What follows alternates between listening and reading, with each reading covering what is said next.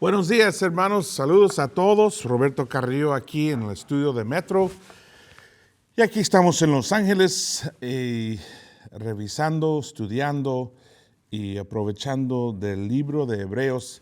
Y ya hemos llegado a capítulo 9 y estamos aprendiendo algunas cosas súper importantes, especialmente en cuanto al Antiguo Testamento y cómo nosotros como discípulos miramos al Antiguo Testamento. Y obviamente estamos en el libro de Hebreos, donde el enfoque está completamente en Cristo, pero también tenemos muchas enseñanzas de por qué Cristo es tan importante, y especialmente en cuanto al Antiguo Testamento y la relación entre Cristo y el Antiguo Testamento. Y yo voy a empezar con el fin de capítulo 8. Aquí es donde terminamos en la última clase. Y vamos a empezar en capítulo 8, versículo 13. Vamos a empezar con una oración.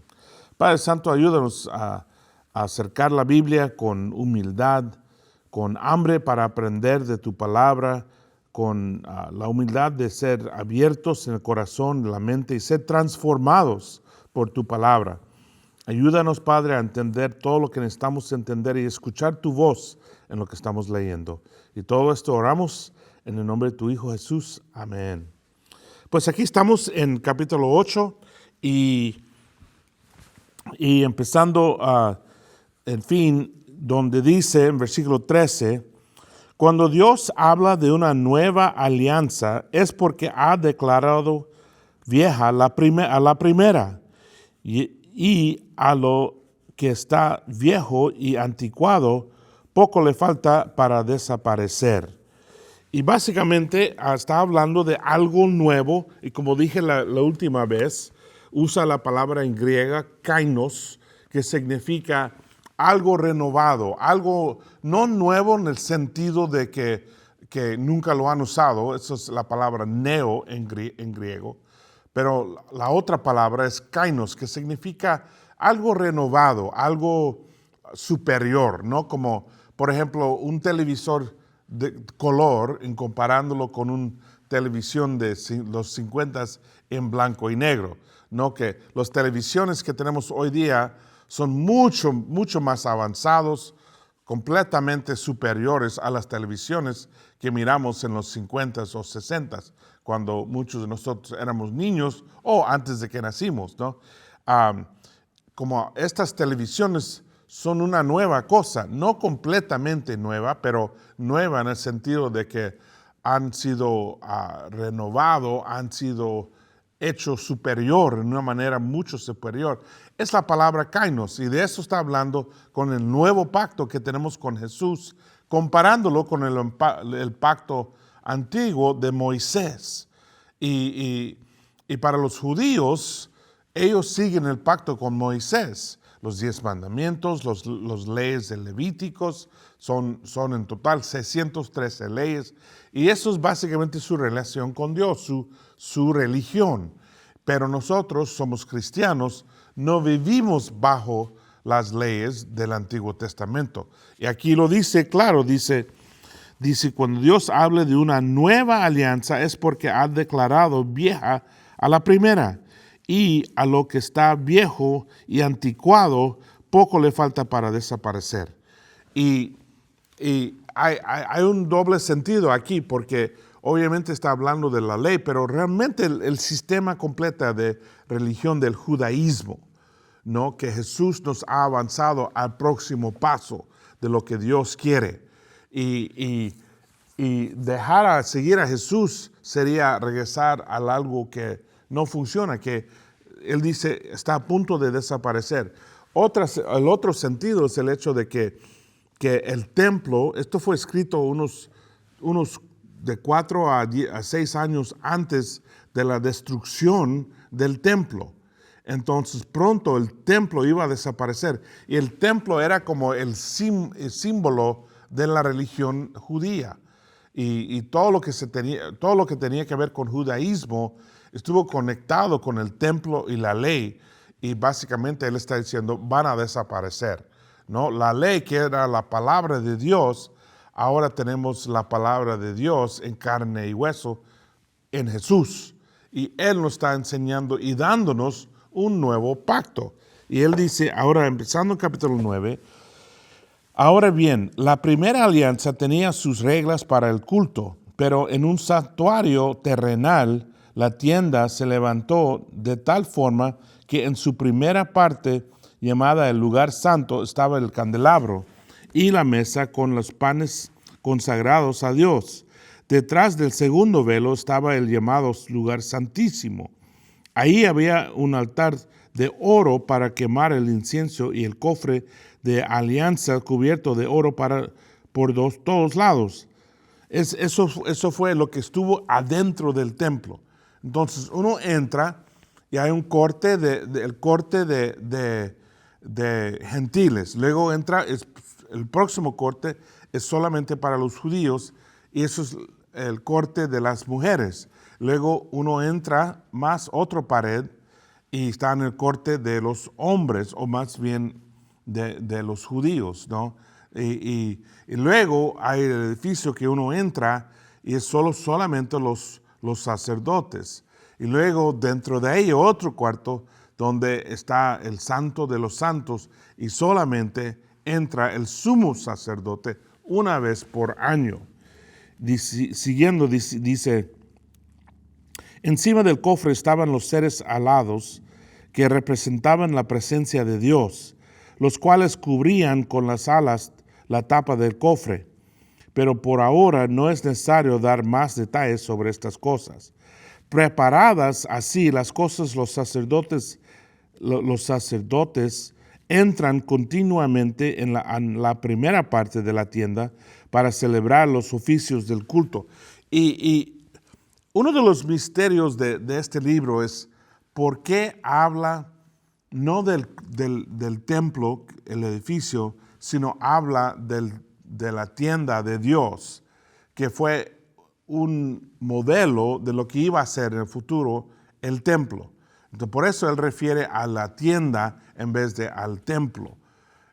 ¿Por qué? No sé por qué. Pero usa la tienda original, lo que Moisés les dio a los judíos, como el ejemplo de todo esto, del culto de Dios para los judíos. Pero en la segunda parte entra únicamente el sumo sacerdote y solo una vez al año. Cuando entra, tiene que llevar sangre de animales para ofrecerlas por sí mismo y por los pecados del pueblo. El pueblo comete sin darse cuenta. Entonces, entra el sumo sacerdote en el santo de los santos, el cuarto más santísimo, ¿no? Donde reside, donde encuentra el Espíritu de Dios. Solamente una vez por año el sumo sacerdote tiene que entrar con sangre y hacer un sacrificio para los pecados ignorantes de la gente. Para los judíos había una diferencia entre pecados intencionales y pecados hechos por ignorancia. Los pecados hechos por ignorancia había un sacrificio, lo que hacían. Los pecados intencionales no había sacrificio. Entonces dice, todo esto es un símbolo para el tiempo presente, pues las ofrendas y sacrificios que ahí se ofrecen a Dios no pueden hacer perfecta la conciencia de los que así lo adoran.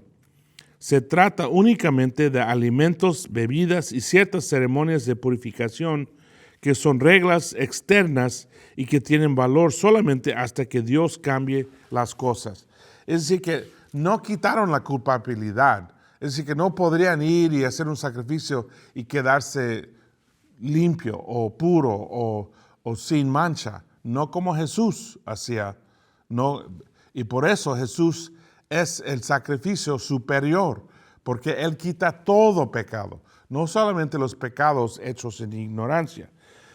Eficacia del sacrificio de Cristo. Pero Cristo ya no vino y ahora pero Cristo ya vino y ahora Él es el sumo sacerdote de los bienes definitivos. El santuario donde Él actúa como sacerdote es mejor y más perfecto. Y no ha sido hecho por los hombres, es decir, no es de esta creación, Cristo ha entrado en el santuario ya no para ofrecer la sangre de chivos y becerros, sino su propia sangre. Ha entrado solo una sola vez y para siempre, y ha obtenido para nosotros la liberación eterna. Entonces, no es algo que tiene que hacer continuamente. Hizo un sacrificio una vez para siempre, una vez que cubre toda la eternidad. Es verdad que la sangre de los toros y chivos y las cenizas de las becerras que se queman en el altar, las cuales son rociadas sobre los que están impuros, tienen poder para consagrarlos y purificarlos por afuera. Pero si esto es así, ¿cuánto más poder tendrá la sangre de Cristo? Pues por medio del Espíritu Eterno, Cristo se ofreció a sí mismo a Dios como sacrificio sin mancha, y su sangre limpia nuestra conciencia de las obras que llevan a la muerte, para que podamos servir al Dios viviente. Es decir, que solo Cristo puede limpiarnos de todo pecado y darnos una conciencia limpia, una conciencia pura. Y es importante entender eso, porque a veces cuando nosotros caemos en pecado y nos sentimos sin esperanza, ay, ya no puedo, yo no puedo, y sentimos una desesperación, y no debe ser así, porque el sacrificio de Cristo limpia todo para siempre. No es decir que debemos vivir en pecado o volver al pecado, pero cuando caemos en pecado todavía podemos ser limpiados y perdonados 100% de todo pecado. Entonces tenemos esa esperanza siempre, y por eso Jesucristo es mucho más superior que el sumo sacerdote y que la sangre de vacas y chivas y ovejas. La sangre del Hijo de Dios es mucho más poderoso y nos da una nueva alianza. Dice, por eso Jesucristo es el mediador, ¿okay? Y la palabra en griego, mesitas, es el juez, el que decide, ¿no?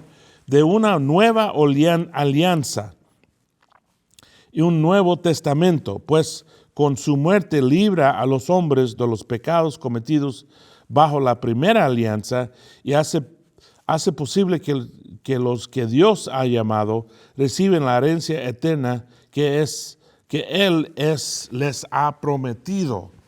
¿Ves? ¿Entiendes la promesa que trae Jesús? No es solamente una nueva religión, es un pacto más eficaz, más poderoso,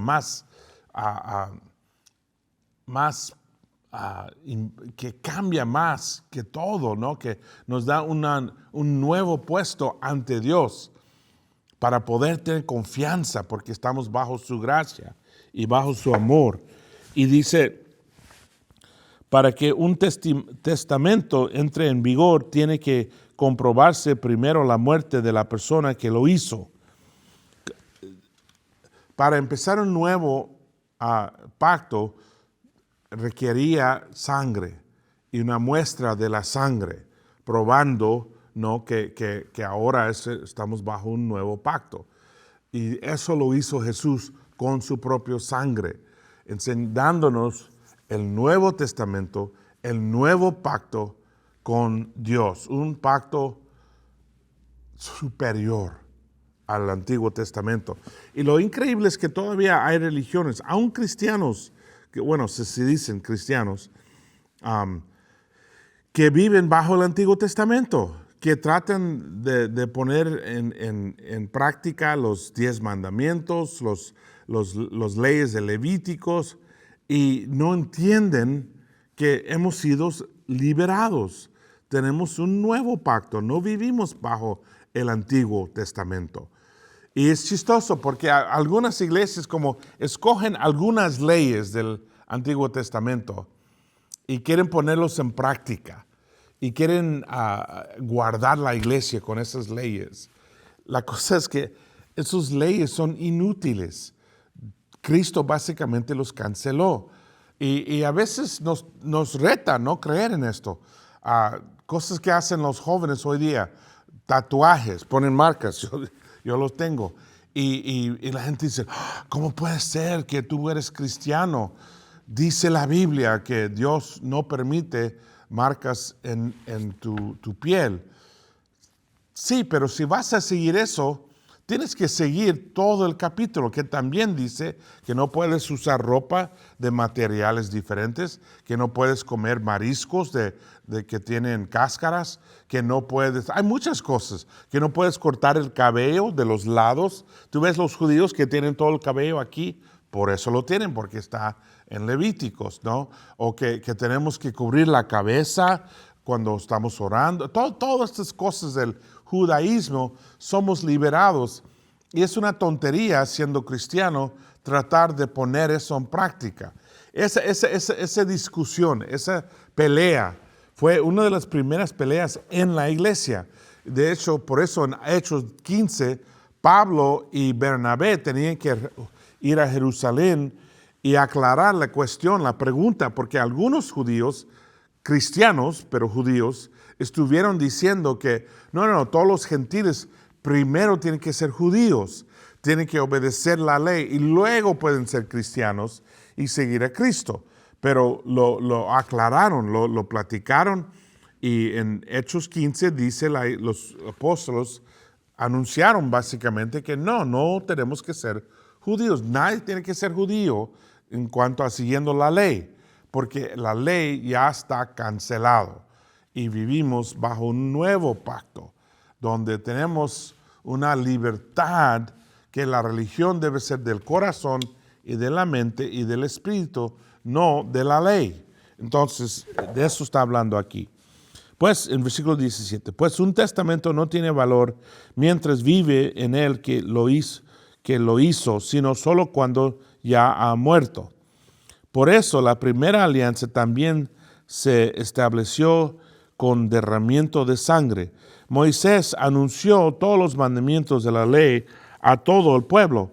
Después tomó lana roja y una rama de hisopo, las mojó en la sangre de los becerros y los chivos, mezclada con agua, y roció el libro de la ley y roció el libro de la ley y también a todo el pueblo.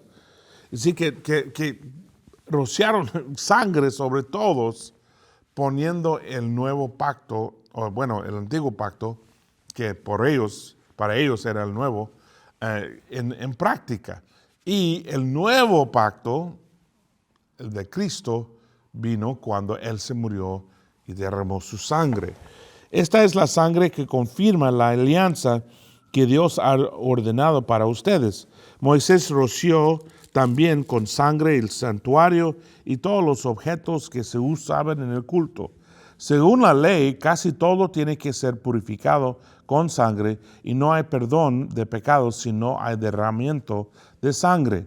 De manera que se necesitaban tales sacrificios para purificar aquellas cosas que son copias de lo celestial. Pero las cosas celestiales necesitan mejores sacrificios que esos. Y el mejor sacrificio es Jesucristo. Y lo increíble es que Jesucristo nos da acceso a Dios. Versículo 24. Porque Cristo no entró en aquel santuario hecho por los hombres, que era solamente una figura del santuario verdadero, sino que entró en el cielo mismo, donde ahora se presenta delante de Dios para rogar en nuestro favor. Y no entró para ofrecerse en sacrificio muchas veces, como hace cada uno todo sumo sacerdote, que entra en el santuario para ofrecer sangre ajena. Si ese fuera el caso, Cristo habría tenido que morir muchas veces desde la creación del mundo.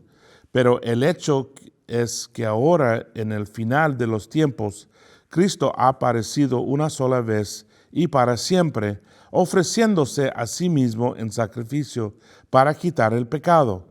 Y así como todos han de morir una sola vez y después vendrá el juicio, así también Cristo ha sido ofrecido en sacrificio una sola vez para quitar los pecados de muchos. Después aparecerá por segunda vez, ya no en relación con el pecado, sino para salvar a los que lo esperan. Y básicamente él está diciendo, explicando lo mismo, ¿no? Que Cristo nos dio acceso a Dios y con su sacrificio una vez para siempre pagó todo el precio. No era algo superficial como lo que hacía el sumo sacerdote, no era solamente perdón en parte, sino era perdón completo. Y que podemos ser completamente limpios y nuevos, una nueva creación en Cristo. Y Él nos dio esa oportunidad. Los judíos no tenían esa oportunidad. Y por eso los apóstoles rechazaron la idea de que todos los gentiles tienen que ser judíos también. Básicamente el argumento fue que, mira, no salvó a ellos, tampoco va a salvar a ustedes. Lo que tenemos en Cristo es lo único que nos va a salvar. Es la sangre de Cristo y siendo discípulos de Él. Y dice, por eso Cristo vino una vez, se murió una vez y para darnos esta vida nueva. Tanto como nosotros morimos una vez y luego estamos ante Dios para el juicio final. Todos tienen una vida, una chance, una oportunidad. Y luego todos vamos a estar enfrente del juicio de Dios.